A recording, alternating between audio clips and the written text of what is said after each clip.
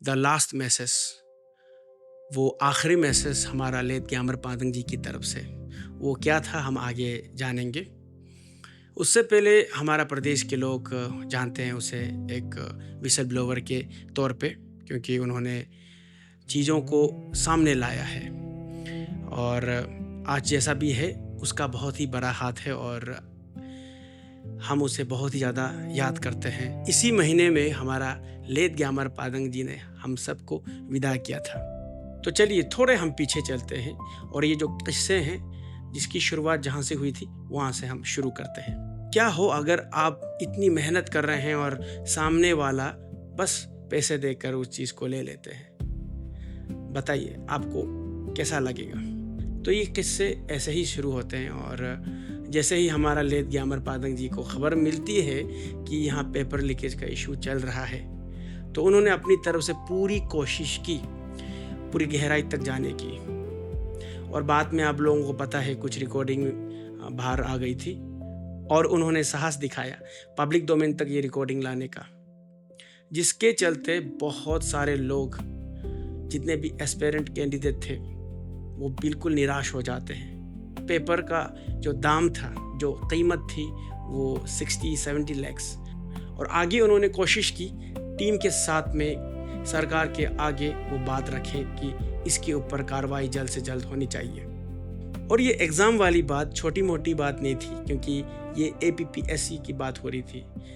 APPSC यानी कि Arunachal Pradesh public service commission, जिसके लिए लोग बहुत ही ज़्यादा तैयार करते हैं और कुछ लोग सालों लगा देते हैं इस चीज़ को क्रैक करने के लिए, क्योंकि यहाँ पे बहुत ही ज़्यादा मेहनत लगती है, जिसके साथ समय भी बहुत ही ज़्यादा बर्बाद हो जाता है अगर आप इसके लिए अच्छे से तैयार नहीं कर रहे हैं। तो आप सोच कर देखिए कि क्या हालत होगी ये सुनकर कि पेपर पहले से किसी को बेचा जा रहा है।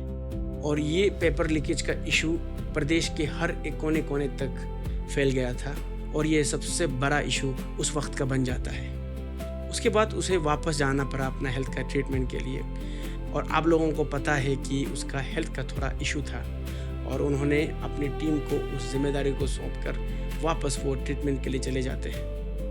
और कुछ दिनों के बाद उसे खबर मिलती है जहाँ पे वो ट्रीटमेंट कर रहे थे कि यहाँ पे बहुत ही ज़्यादा इशू, बहुत ही ज़्यादा सेंसिटिव हो चुके थे। तो वो ये खबर सुन लेने के बाद में वो आना चाह रहा था। डॉक्टर ने मना किया कि आपको रेस्ट करने की ज़रूरत है, फिर भी वो अपने दिल की बात को बिल्कुल ना टालकर उन्होंने कोशिश की यहाँ पे आने की। इसके बाद में वो यहाँ पे आता है और आप लोगों को पता है सर्जरी की वजह से उनके बाल को काटना पड़ गया था और यहाँ पे जब वो आए तो वीक पहनकर वो यहाँ पे आए।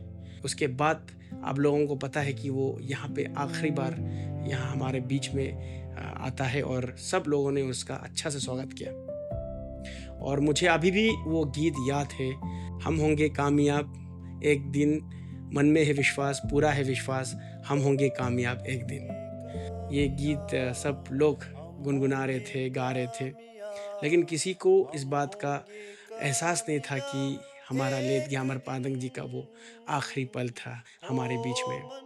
उसके बाद आगे चलकर जितने भी की पॉइंट्स है, जो भी चीज़ें अपने ज़ुबान से उन्होंने गवाही देकर और की पॉइंट्स रख कर वापस अपने ट्रीटमेंट के लिए वो चले जाते हैं। और इसके बाद कुछ महीनों के बाद जो आखिरी मैसेज जिसका जिक्र हमने शुरुआत में किया था, वो आखिरी कॉल और आखिरी मैसेज हमारा तारक नालोजी के व्हाट्सएप नंबर पे आते हैं। और वो दिन था 17 अप्रैल 2023 और वो कॉल 11:21 जहाँ पे कॉल आता है, वो लास्ट कॉल था। इसके बाद में 11:46 को उसका मैसेज आता है और वो आखिरी मैसेज में सब कुछ साफ था। वहाँ लिखा हुआ था कि तेचीपुरु और तुम, यानी कि यहाँ दो लोगों की बात हो रही है, तेचीपुरु जी और तादक नालोजी, जिसका फ़ोन में ये मैसेज आया। आगे बोलता है कि मैं कुछ भी हो जाता हूँ तो मुझे शांति होगी, क्योंकि ये जो जिम्मेदारी है, जो ये इशू है, आप लोग संभाल रहे हैं। और दूसरी बात वो आगे बोलते हैं कि अगर मुझे कुछ हो जाते हैं तो ईटानगर और नाहरलगन के बीच में एक छोटी सी जगह है, वहाँ पे स्टैचू ऑफ ऑनेस्टी ज़रूर बना देना मेरे लिए। वहाँ पे मैं आराम करना चाहता हूँ। वो जान गए थे कि उसका जो हेल्थ है बिल्कुल ख़राब है और हालात अच्छी नहीं है। तो आखिरी बार वो यही लाइन के साथ में उसका लास्ट मैसेज रहता है। और हमें कुछ दिनों के बाद ये खबर मिलती है कि हमारा लेट ग्यामर पादंग जी अब इस दुनिया में नहीं रहा। और यही महीने की 3 तारीख की बात हो रही है। ये सुनकर हर किसी का मन टूट चुका था और हर किसी की आंखों में जो रोशनी चमक रही थी मानो वो धीरे धीरे ख़त्म हो रही हो। और उसके बाद में 5 मई 2023 को ताबूत के साथ में उनकी फैमिली को वो ताबूत सौंप देते हैं। कोई भी मानने को तैयार नहीं था कि हमारा लेट ग्यामर पादंग जी अब इस दुनिया में नहीं रहा। और उसके चलते pan Arunachal joint steering committee पूरी तरह से हिल जाते हैं और पूरी तरह से टूट जाते हैं। लेकिन उन लोगों को पता था कि लेट ग्यामर पादंग जी क्या चाहते थे और आगे क्या हुआ आप लोगों को पता है। और उसके आगे मैं बिल्कुल नहीं जाना चाहता हूँ। ये वीडियो सिर्फ हमारा लेट ग्यामर पादंग जी को याद करने के लिए हम बना रहे हैं। मुझे लगता है कि उन्हें याद करने की ज़रूरत है ताकि हमारे आने वाली पीढ़ी बहुत कुछ सीख सके और हमारा प्रदेश को संभाल सके। ग्यामर पादंग जी को मालूम था कि ये दोनों बंदा बहुत ही ज़्यादा भरोसेमंद है और ये दोनों कुछ करेंगे, जिसके चलते आगे उन्होंने करके दिखाया। और उसके चलते दोनों ने वो रिस्पॉन्सिबिलिटी को लेकर जितने भी यूनियन से उनके साथ बात करने की कोशिश की, लेकिन उस वक्त वो नहीं हो पाया। उसके बाद बहुत सालों के बाद आज आप लोग देख सकते हैं कि उसकी आत्मा को शांति मिलने वाली है। और जिस जगह की बात कर रहे थे हमारा लेट ग्यामर पादंग जी, वहाँ पे बहुत जल्द स्टैचू ऑफ ऑनेस्टी की मूर्ति बनने वाली है उसके याद में। उसने ऐसा काम करके दिखाया है, ऐसा दिया जलाया है, ऐसा मशाल जो आने वाली पीढ़ी के लिए हमेशा रोशनी का काम करेगा। उसने वो काम करके दिखाया है जिसके बारे में सोचकर भी लोगों के रूहें कांप जाए।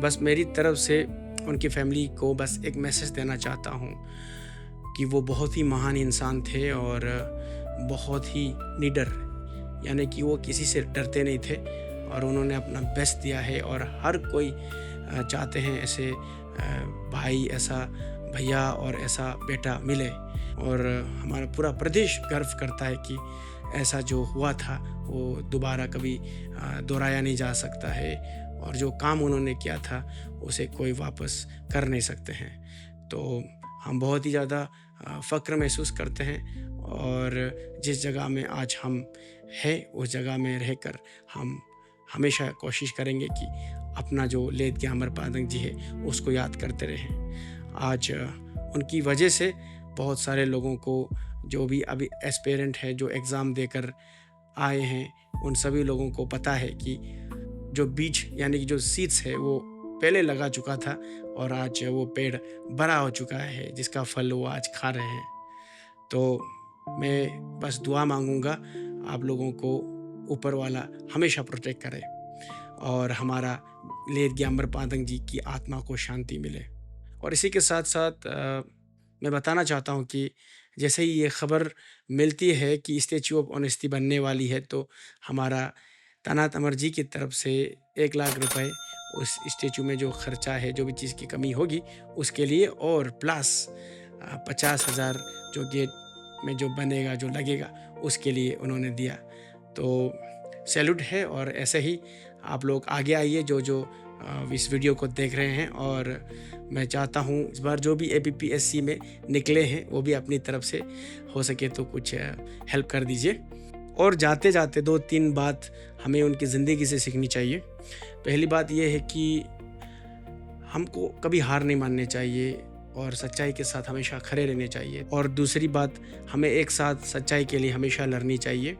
और तीसरी बात, हमारे पास अच्छा दोस्त होना चाहिए जो बिल्कुल भरोसेमंद हो, जिसको बहुत ही ज़्यादा भरोसा कर सकता हो। अगर ये इशू का फ़ाइल को उन दोनों को छोड़कर किसी और को देता जिसको हमारा लेट ग्यामर पादंग जी बिल्कुल भरोसा नहीं करते, तो शायद ये इशू का फाइलों के जो भी कब्रिस्तान है वहाँ पे दफन हो जाते हैं। उन दोनों की वजह से ये इशू आज पूरा होते हुए और अपनी रिस्पॉन्सिबिलिटी को, अपने दी हुई ज़बान को पूरी होते हुए हम देख सकते हैं। और हमारे लेत ग्यामर पादंग जी अपने हेल्थ से भी ज़्यादा बढ़कर कुछ सोचा है, तो हमारा यूथ के भविष्य, हमारे यहाँ का बच्चों का भविष्य को सोचकर उन्होंने अपना हेल्थ की भी परवाह नहीं की और इस चीज़ को लेकर आगे तक आया। तो इसी के साथ साथ हम अगले वीडियो में मिलेंगे, तब तक आप अपना ख्याल रखिए।